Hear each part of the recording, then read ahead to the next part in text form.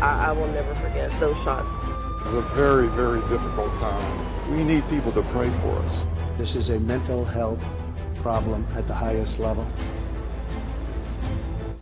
First at 6, 26 people are dead and many injured at a small town Texas church. It happened yesterday. And now investigators are trying to figure out the reasons behind the worst mass shooting in Texas history. As we mentioned on Sunday, the gunman opened fire at the First Baptist Church in Sutherland Springs. The dead ranging from 17 months to 77 years old and include the pastor's 14-year-old daughter, Annabelle Pomeroy, and 8 members of another family. We were a very close family. We ate together. We laughed together, we cried together, and we worshiped together. Now most of our church family is gone. The shooter, 26-year-old Devin Patrick Kelly, had a history of domestic violence and had reportedly been sending threatening text messages to his mother-in-law, a member of the church's congregation. They need to give us what we need to do our jobs. Putting the pressure on lawmakers. Education funding! Teachers walking out of the classroom to the steps of the state capitol. We're here for the long haul. Teachers are also pointing to overcrowded schools, outdated textbooks, and schools that are falling apart. Tulsa's Angelica Brown was at the Capitol for the first day of the walkout. And also today, a group of about 60 Guyman teachers are part of the movement in Oklahoma City. Several lined up to talk to legislators, participated in demonstrations, and have been a part of open dialogue. On the phone, we spoke with a Guyman teacher who is there right now, leading the group of teachers while on the Capitol grounds. Just a lot of positive energy, and I think there's going to be a big turnout tomorrow.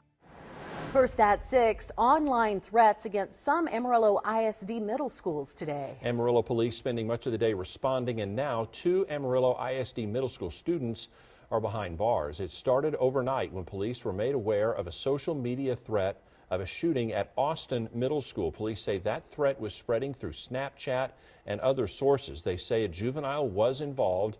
He was detained and placed in the youth center of the High Plains. They say he did not have means to carry out the threat. There was a normal bell schedule, and Amarillo police provided additional officers at that school today. Then this afternoon, an arrest at Travis Middle School. A student led out of the school in handcuffs this afternoon, arrested in connection with a threat against the school on Snapchat. Police say the student was found within minutes of the discovery and placed at the youth center of the High Plains. Police said this student also did not have the means to carry out an attack.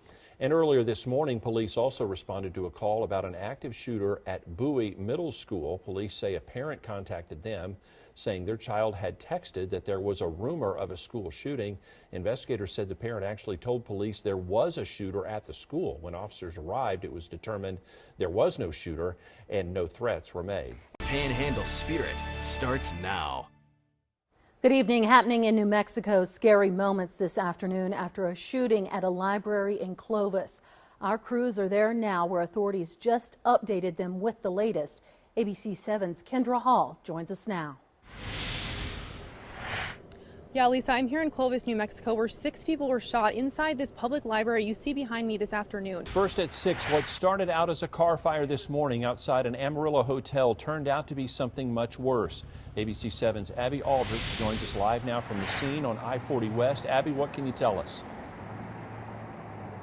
That's right, David. Amarillo police said that they responded to a car fire just about 10:30 a.m. this morning at the Baymont Inn and Suites. Now, whenever officials arrived at the scene, they also found the body of a deceased 48-year-old man that was found on the south side of the building.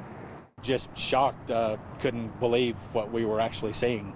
New on Nightside, another day of high fire danger. Right now, you're taking a look at a fire burning in Hutchinson County called the Airport Fire. This is a live stream from our Storm Search 7 storm chaser, Brandon Whittington. City officials have issued a mandatory evacuation for all structures on the north side of Carolina and east of Airport Road. They're being asked to evacuate to the Johnson Center on Bulldog Boulevard. ABC-7's Tiffany Lester is in Borger live tonight. She has the latest. Tiffany?